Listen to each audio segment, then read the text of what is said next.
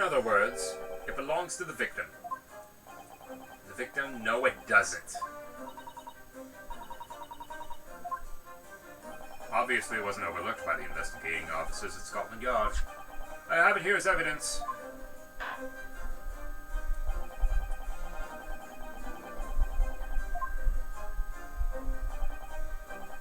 My pleasure, my lord.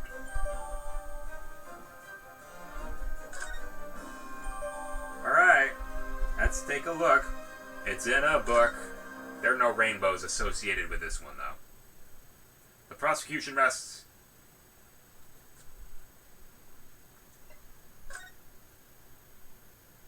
Good lord, that is a nasty burn mark. Oh, look at this. The book has been badly burnt. You're right, you'd never be able to read it in this state, especially not the latter pages. A terrible waste. Judging from the scorched edges of paper, I think the damage must have occurred very recently. A book recently damaged by fire. Why does that seem to raise a red flag with me? The Lion's Pride. I don't think so. It's time to object. You seem surprised, my learned friend, but your resistance until now has been in vain. Entertaining, yes, but futile. The spurious, longer route to the accused lodgings that you tried to establish in your summation examination, and the attempted discrediting of the witness's power of recollection in your cross-examination. Futile? I walked right into this, didn't I? You see, everything we've said is true. Isn't that right, my darling? Hang on one moment. I gotta take a picture of this. Okay, we're back. Yes, Pat. Marry me, Pat. So perhaps the ladies and gentlemen of the jury would like to reconsider their positions? Should the court waste any more time on this Nipponese travesty? Or is the decision you have to make all too apparent already? You have heard all of the witnesses and seen all of the evidence. This trial has run its course. Mr. Naruhodo, I'm afraid we're in a terribly precarious position. I know, but if I fight back in the wrong way now, I could very well make matters worse. Think, Rinosuke, think. What do you do now? Raise an objection. This book does not belong to the victim. I'm not done yet. No, my learned friend. It's over. The last cross-examination was your final chance to establish a credible defense, and you failed. The die has been cast. Alia eacta est. There is no room for debate. Well, it might be over as far as you're concerned, but I can't think of what to say. If I may, Lord Vences, it seems somewhat boorish to close down the debate at this point. You insignificant little Eastern Isle must be a lawless hole indeed. For a lowly judicial assistant to have the audacity to intervene at a moment like this. Take him down! I am, to my shame, still a very inexperienced lawyer. So you will have to forgive me, but I consider my assistant's advice essential and her opinions invaluable. Mr. Naruhodo. One of this land's great guiding principles is tolerance, so the court will hear you, madam. Go ahead, Mr. Zato, please. Very well. Pray, what insight can you give us? What have we all overlooked in this matter that you see fit to pursue further? Well, the court has been presented with new evidence, but only after the last cross-examination finished. I see. And you believe that this new evidence warrants further examination, do you? Mr. Naruhodo, what do you think? It's just possible this new evidence might be the decisive proof we've been waiting for.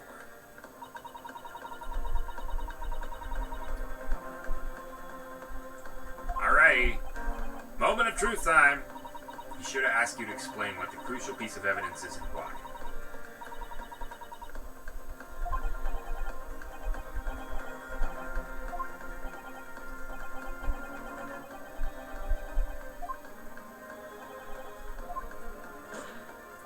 The defense wishes to present evidence, my lord. Very well. The defense may present one further piece of evidence. Evidence that apparently offers a profound insight into this case that has been hitherto overlooked. Take that! The evidence in question is what we can see from this newly presented photographic print of the crime scene.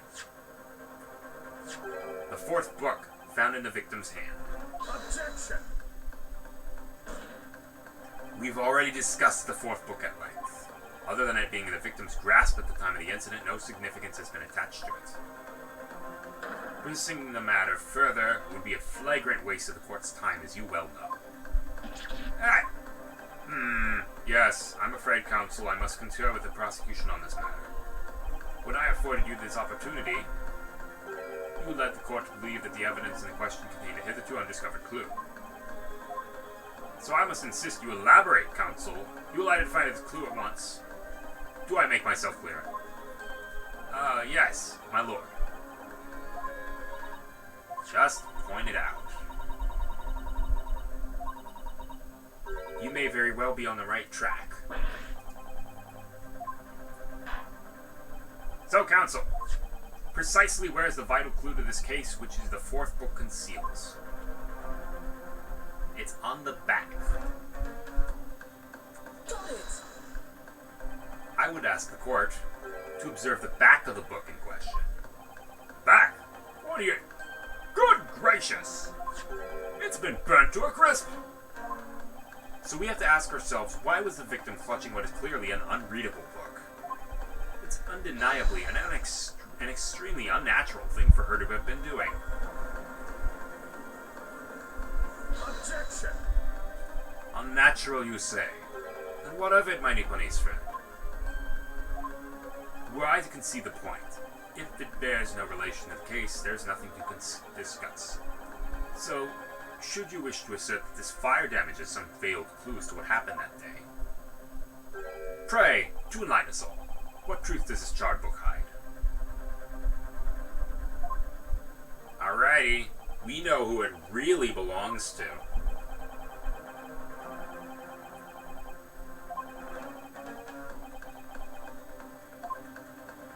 Alright, I'll explain my theory. Don't keep us waiting any longer then, counsel. Explain this theory of yours. What are you suggesting that you ascertain from the fire damage its owner? My lord, the burn on the back of this book reveals a startling truth about the book's owner. I beg your pardon. But we already know who the book belongs to. No, you don't. The victim was gripping it in her hand as she fell to the floor. After all, it's obviously hers. The question of how this book came to be in the victim's hand is yet to be answered. However, as to the questions of who the book really belongs to and where it originated, the defense has very credible answers. Good gracious! How can you possibly? Very well, I'll play along with this futile attempt to delay your inevitable demise. But do remember, the members of the jury may well burn you if your little gamble goes awry. Counsel, the defense's response here is very likely to influence the final outcome of this trial. So tell the court, who do you claim is the owner of this burnt book?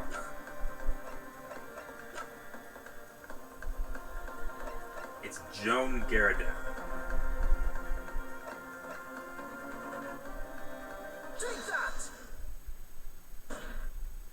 The answer is that the book belongs to the couple who own the house where the defendant has his lodgings. A certain Mr. and Mrs. Garrideb. The landlords! And whether this is some extraordinary coincidence or some kind of fate at work, I don't know, but... Of all the people in London, one of the 6 chosen for jury duty in this courtroom today is none other than Mrs. Garrideb herself. Oh my goodness! Me? I think you must be mistaken, sir. I'm not Mr. Garrideb's wife. I'm his maid! Things would be so much easier if you just dropped the pretense. Alright then, how about a simple question for you? Have you ever seen this book in Mr. Garrideb's house? would never consume all of the books you keep, sir. Objection! This is outlandish behavior. This woman is the accused landlady, you say? You implicate this hard-working member of the public. You besmirch her without a shred of evidence. Your actions are unforgivable. Objection! This is not mere conjecture. The defense happens to know that on the day in question, at almost exactly the same time as the victim was stabbed on the pavement below, another incident was taking place in the room on the top floor of Mr. and Mr. Garrideb's house. Good Lord! What sort of incident, counsel? A fire, my lord.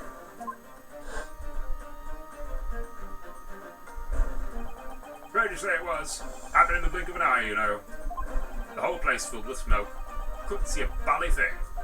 Didn't take long for the fire to spread, of course. Partly furniture started going up as well. Worst of it is I lost my favorite book called The Lion's Pride. The Lion's Pride. By Jove, the very same title that's the subject of this debate. Oh dear me. Objection! This is risible. All you've told the court is that a book by the same name was involved in a fire. Of which case, it would be reasonable to assume that it was burnt to ashes. And entirely unreasonable to infer that it magically removed itself from the scene of the crime. Perhaps it would make more sense if I told you that the cause of the fire was marital discord.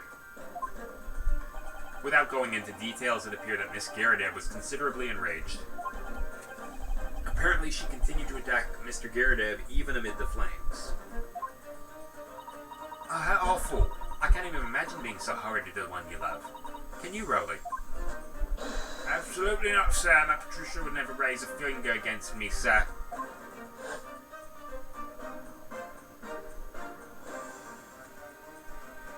Had all my favourite books, old novels in that case. As soon as the fire got a hold of them, that was it. Whoosh, up in smoke. And the wife started hurling things at me. There was I, back up against the window under heavy enemy fire. Incendiary books coming 10 to the dozen.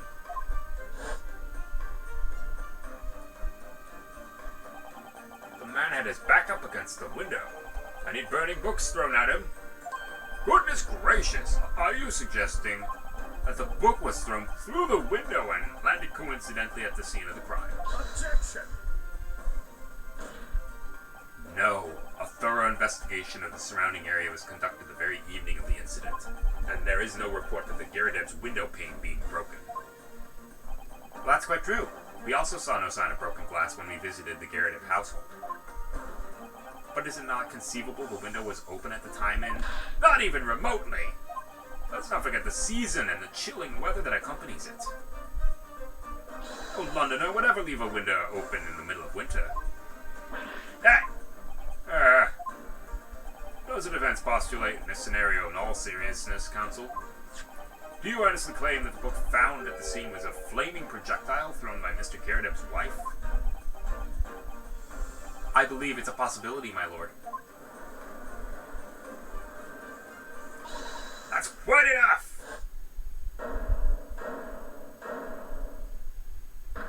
Oh, you. Well, I hope that everyone can see you for what you really are now, you little foreign trickster! You call yourself a lawyer, but you're just a coward. A mean coward! Really? Blaming our little stiffs at the whole neighborhood alike. Honestly! Implying I'm merely posing as a maid for appearance's sake. How could you? There's nothing to do with this beastly case, not any of it. All you've done is sully our family's name. No, I assure you, that was never my intention. Dragging an upstanding citizen's name to the mud simply to divert attention from your failing defense. I should box your ears, that's what I should do. It's only unforgivable. Do right. Here we go. How long have we sat here now listening to this Nipponese sprouting out his fancy foreign theories? Sorry, that's actually a swear word in Irish. Think about it. At the end of the day, the only person who could possibly have stabbed the victim It's that little hunchback with a mustache, and he ran away from the scene too. I do declare you're right. It's true. Yes, what did I tell you? Makes sense to me. Yeah, Harry, what's that? Well, it would appear that the ladies and gentlemen of the jury are once again in full agreement. What is your position, Lord Van Zeeks? In truth, my lord, I feel these have been unnecessarily protracted proceedings. But then one must always exercise patience in order to savor the best vintage. No! Wait! The mystery of the fourth book still hasn't been... Books are your predilection, my learned friend. Study them on your own time.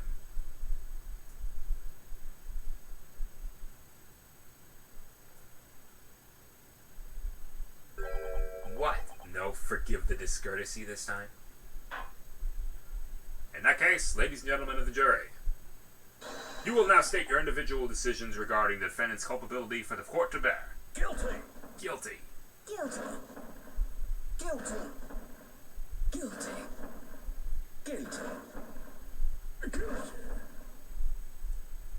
Unanimous again.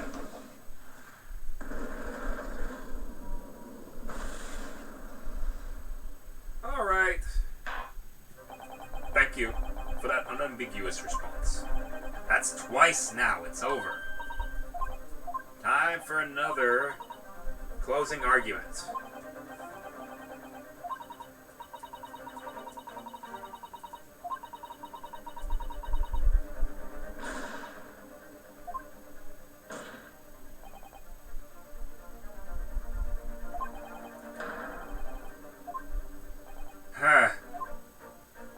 You believe you still have tricks up your sleeve.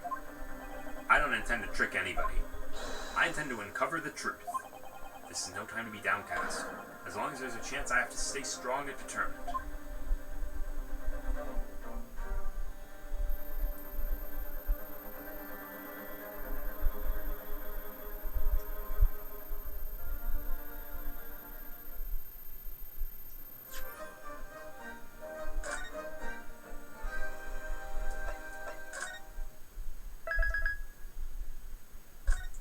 Alrighty, here we go.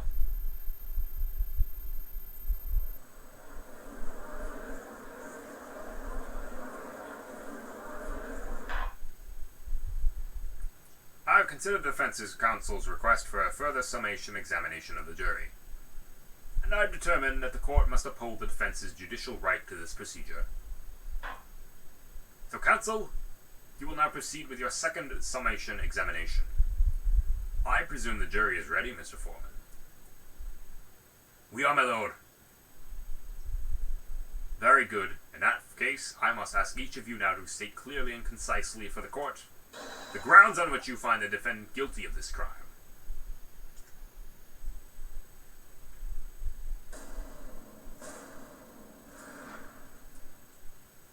Alright. Accused left behind evidence at the scene, didn't he? Those 3 books of his. If there was some novel alternative explanation about how the victim was stabbed, I might consider.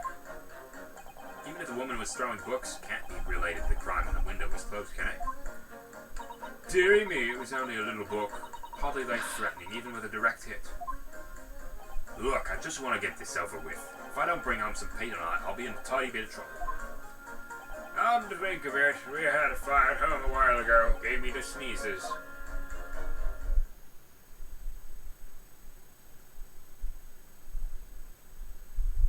Alrighty, here we go.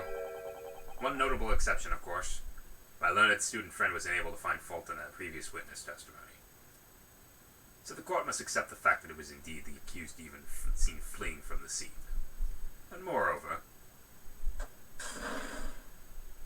no one else was even at the scene to commit the crime. Well, if the eyewitnesses are correct, it would seem as if the conclusion is somewhat set in stone. I fail to see how it can be argued any other way. It's essential you establish some other tangible explanation for the facts. We'll figure out tangible explanation. Who stabbed the woman and how. Those 2 details are all you need to provide. Give us a name and a method by which the attack was conducted. And there I was thinking this might be hard.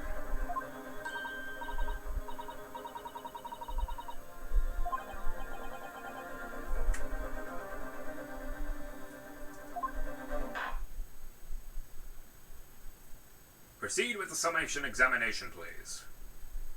I presume you are prepared, Counsel. Yep, my lord. Alright, focus your mind now. Ouch.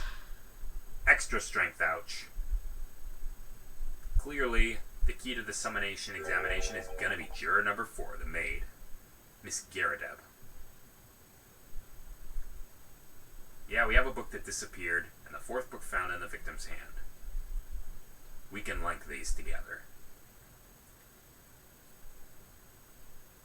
Don't forget to keep an eye on Miss Garadeb and how she reacts, even to the other things other people say.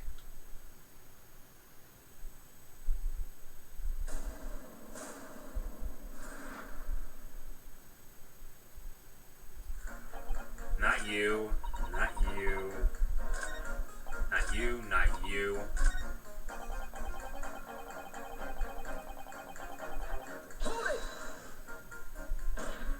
You just want to get this over with? How can you sit there and say something like that? A man's future is at stake here. Well, me and him both then, like I said before. What? I told you already, I'm a day laborer, aren't I? If I don't bring home some readies with me tonight, you'll find me floating face down in the Thames tomorrow morning. What? You heard me, my missus isn't one to mess about, you know. She can be fierce, believe you me. Another shining example of marital bliss, then. A situation like this cropped up the other day. It was, well, you know, it's funny, but I can't quite remember. Sorry.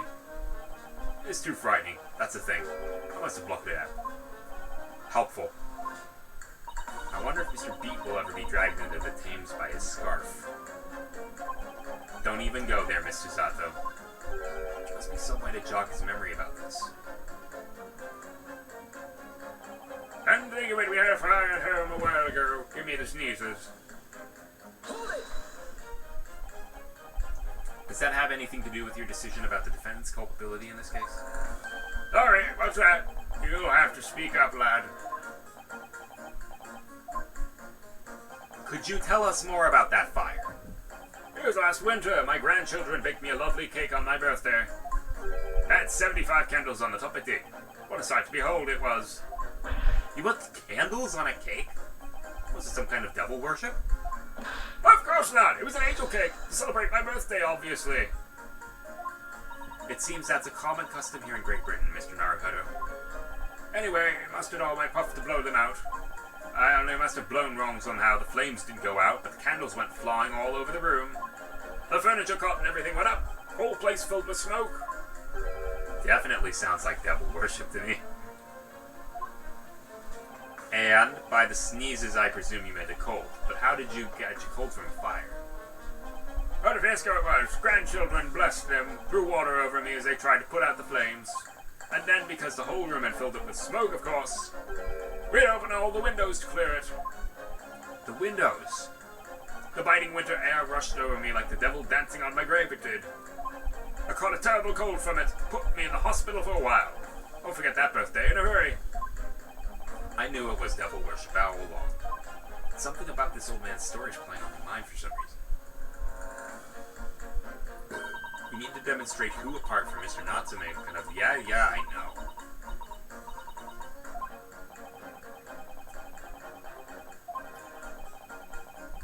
Even in the face of logical arguments to the contrary.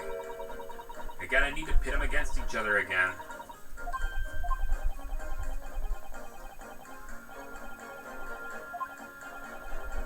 Alright. So...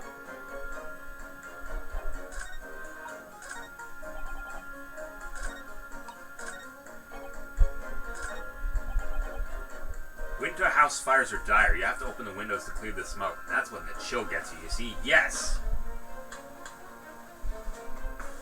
There we go. Two jurors clearly contradict one another. They do! How exactly, counsel? Don't point at me again. I told you it wasn't me. Eh? What's that you say? Speak up, lad. Speak up. Juror number 3. Do you see? Oh, me? See what, sir?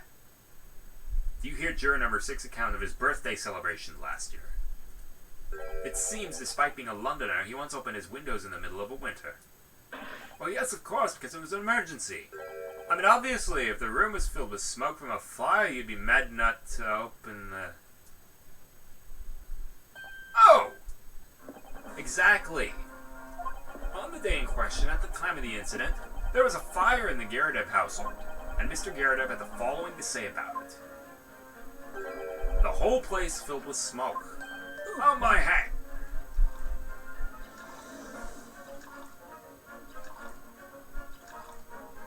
Excuse me. Juror number 4, do you have something to say about that? Miss Garadeb! Oh dearie me! What's the meaning of this? How do you imply I'm hiding who I really am? It's imperative you confirm something for the court. So please, it's time to drop the pretense now. What is it? When the fire started in your house that day, did you or your husband open the window? What? I beg your pardon. What are you insinuating?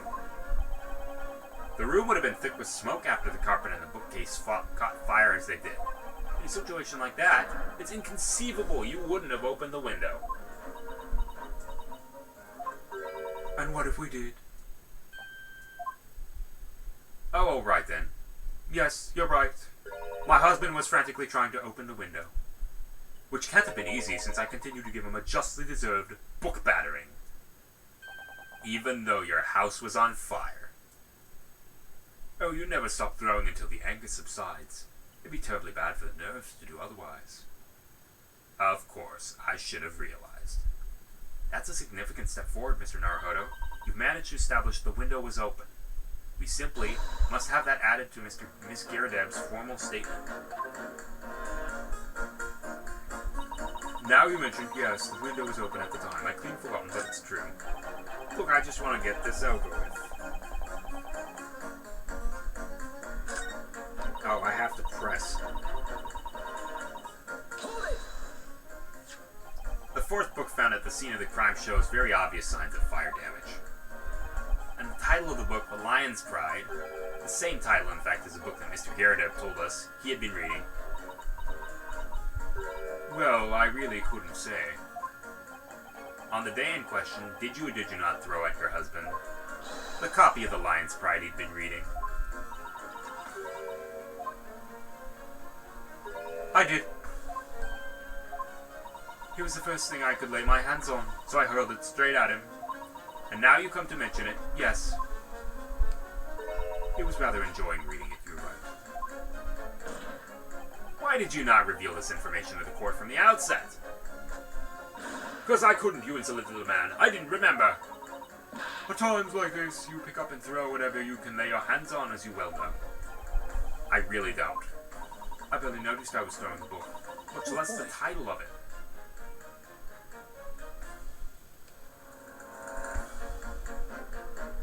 Excuse me. What is it, juror number 5? You know something? I've remembered what it was. That memory I blocked out. Ah. I was listening to what this granny was saying. Brought it all flooding back.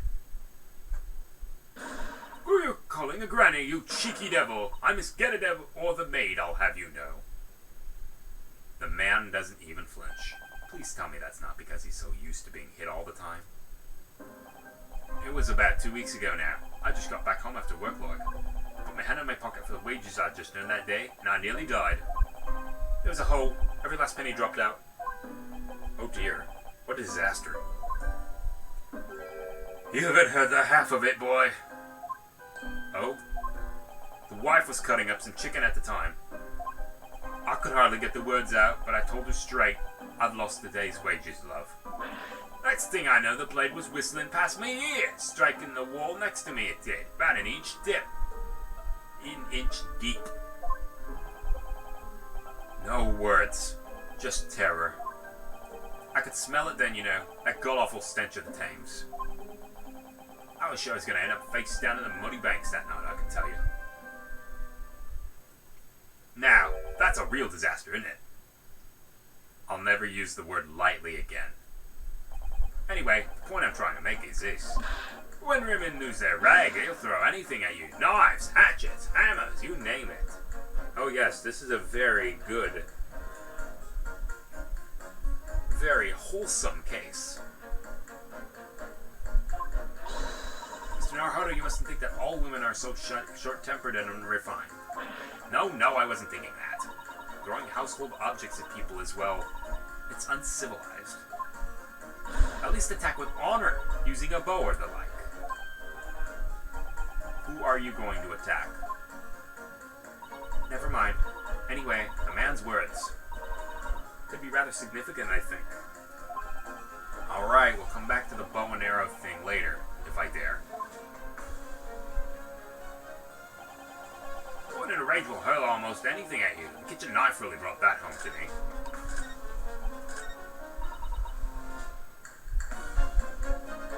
Alrighty. Objection. Two statements clearly have a deep connection. Good grief! You mean they don't contradict each other?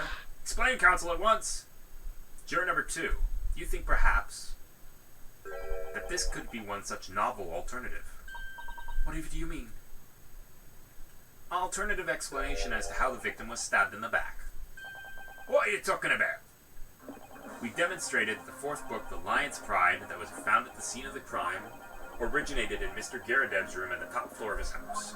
Therefore, it's equally possible that some other object besides the book could have found its way from the Garadeb household on the street below. Aye, what's that now? After all, Miss Garadeb could have thrown any number of different objects at her husband. Isn't that right, juror number 4? What are you insinuating now, you little beanpole? I'm beginning to think that, ever since the true origins of this book came to light, I think she's had a feeling this might be what happened.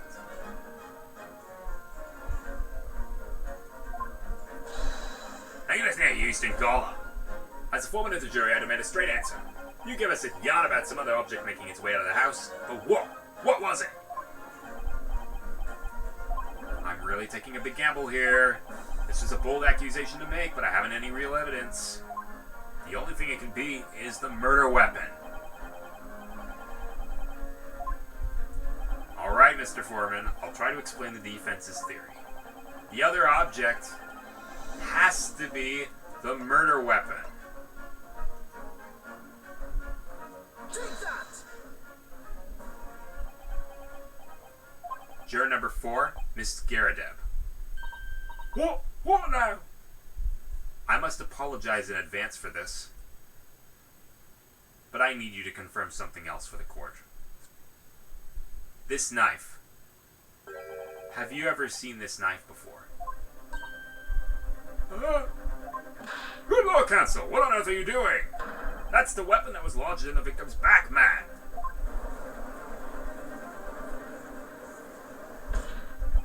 My lord, remember that when the victim was attacked, Mr. and Mr. Garadeb were in the throes of an argument. Miss Garadeb was hurling anything she could at her husband, who'd been backed up against the window.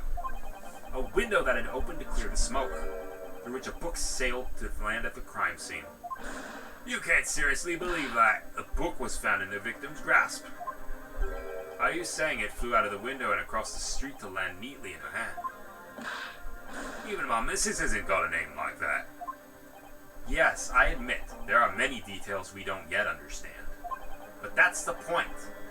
That's precisely why we must not allow this trial to end, not now. Oh my. Hey! Miss Garadeb, your answer, please. Have you seen this knife before or not?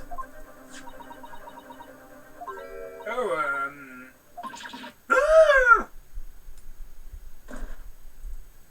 She fainted. My lord! I wish to change my decision. I'm a woman of my word, after all. Thank you, madam. Yes, I agree. I certainly didn't see this coming, but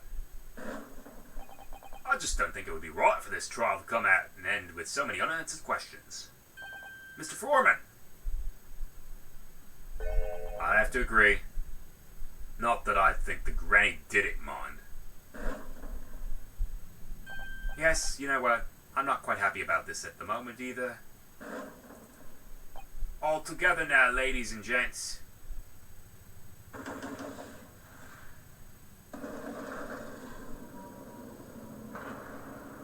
Here's another helicopter. We did it! So, as a result of the defense's summation examination, a number of jurors' leanings have changed. 2 jurors called guilty, against 4 now calling innocent. Accordingly, the opinion of this court is divided. And this trial will continue.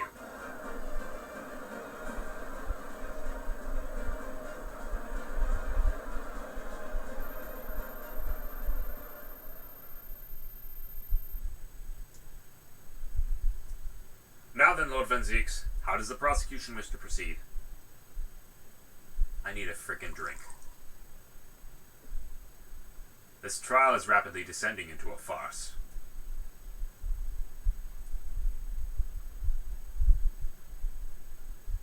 Like a corked wine, the first few sips are bitter enough. But what follows is so repugnant it's good for nothing, save the gutter. If I may, Lord Van Zieks, the defense has just put forward a very credible alternative explanation for what happened. Credible? Is that your considered opinion, Mr. Foreman? The defense's argument is a joke to which I barely know how to respond. Let me start by insisting that you must all familiarize yourself better with the relative positions of those places being discussed. What do you mean by that? It should already be more than apparent that between the crime scene and the Garrett household runs a rather wide street, Briar Road. Which means that the distance from the Garrett's house scene is some, 15 yards. 15 yards? That's around 14 meters. 14 meters? Oh, that's a little farther than I'd imagined. And as you ladies and gentlemen of the jury rightly noted as having portentous significance, the 4th book was found in the victim's clutches. In other words, the smoldering book wantonly hurled by the lady of the house traveled some 15 yards to land on the opposite side of the road, neatly between the collapsed victim's fingers and thumb. Is that your final conclusion, my learned and deluded friend? And did the jackknife follow a near identical trajectory to plunge into the middle of the victim's back? This fantasy is somewhat stretching the notion of having a bad day for the victim, I think. Even these pathetic serialized detective stories have more believable plots. Ow! There's nothing I can say to that. The prosecutor loves the sound of his own voice. Mr. Zato, serialized detective stories are pathetic, are they? How dare he! Maybe let's pick our battles here. My lord, might I be allowed to speak? As judicial assistant, you may speak for the defense. Yes, go ahead. The prosecution may consider the idea of fantasy, but what the defense has postulated was believable enough to persuade the jury to change its leading. And as such, the court has a duty to explore this alternative explanation as thoroughly as possible. To that end, juror number 4, Miss Joan Geradev, must be called to testify and submit to cross-examination. Saints alive! A cross-examination of a juror!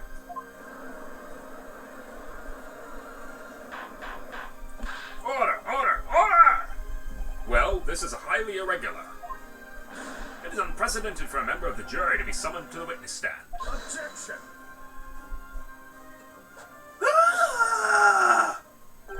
And unnecessary.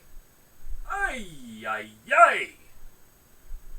Twice in the case. Wow. Lord Van Zieks. There are already witnesses in the stand whose testimony the defense may further cross-examine.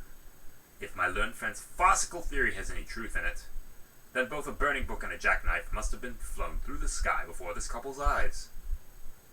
And we must assume they would be able to testify accordingly. What say you, witnesses?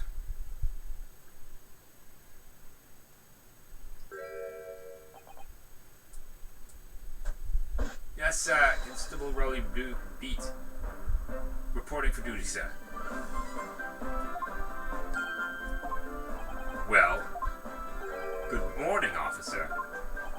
Sorry for dozing off until now, sir. Oh wow, he's actually awake. Haven't slept for a month on account of a villain who's appeared on my beat, sir. Oh, they are so heroic, these London bobbies. Patricia, my darling, I've been neglecting you, but no more. Oh, Rowley, my hero, you make me swoon. Very well, I hereby reject the defense's request. Oh. And order the witnesses in the stand to testify again. State forthwith before the court any details pertaining to the defense's alternative explanation of events. Yes, sir.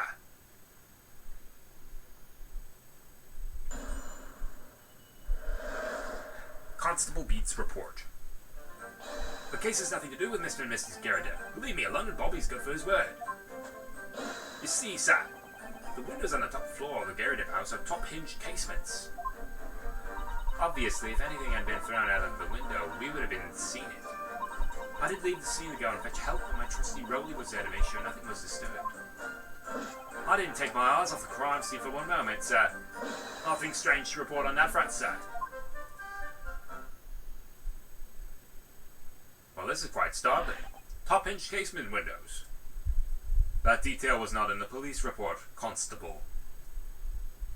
Oh yes, sorry about that. I must have been a little drowsy.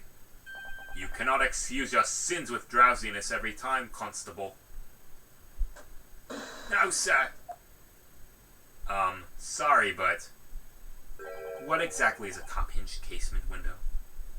And you cannot excuse your ignorance with such trite remarks, my learned friend. Of course, sorry. I found it, Mr. Naruhodo. Cast your mind back to the windows in Mr. and Mrs. Garadev's room. Alright, I'll try. The windows open in order to allow air to circulate inside the house.